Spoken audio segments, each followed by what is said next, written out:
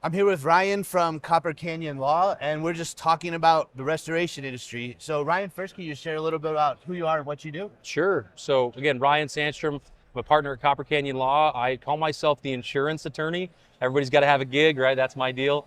So I focus on insurance-related matters and business matters for contractors, primarily in the restoration industry. Perfect. And so, obviously, you work with a lot of people in the restoration industry. What would you say are the biggest problems facing the industry today? Really good question. So probably getting paid, and that's the biggest challenge, right? So there's a lot of really wonderful contractors that do great work, and they're struggling on the back end to get paid. So they're dealing with issues with billing, insurance companies collecting from homeowners. Um, I mean, you could do a great job and make no money doing it, and you're going to go out of business. So unfortunately, we see a lot of contractors they have hundreds of thousands, if not millions of dollars in accounts receivable. That's literally stopping them from being able to grow or develop, and they're laying people off. So going against insurance companies to make sure they're being fair with their policies that they write, and ensuring that the homeowners understand what's going on from the contracting perspective. We try to build it really carefully just to make sure that we're avoiding some of those back end challenges, but they always happen, and that's why we're here to litigate if needed.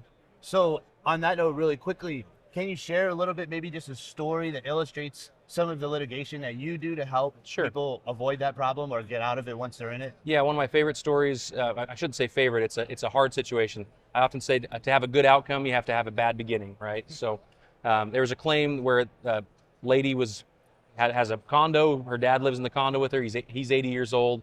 There was a pipe that burst in the bathroom and unfortunately caused a ton of water damage. She couldn't fix the bathroom for her dad, 80-year-old dad, because she didn't have the money. Insurance company denied the claim, saying it was a slow leak. It wasn't. It was sudden and accidental. So we had to file a lawsuit and litigate it with the insurance company for over a year and a half, and finally got that paid, got the entire bill paid, got the rebuild paid, got my attorney's fees paid, and they paid her a little bit on top of that just for having to go through with the problem. So not every case is like that, right? It was a good outcome for her, but it took a long time. And there was a lot of pain point to it. So she called me crying the first day, and then she called me crying the last day, but for a different reason. So she was really thrilled. So that's a very standard example of a denied claim that affects people's lives, and it's a blessing to be a part of it to help them out. That's great. And so, obviously, you have some familiarity now with Rocket Plan. Yeah. What do you think of the software? Where do you think it will fit in to help solve that problem?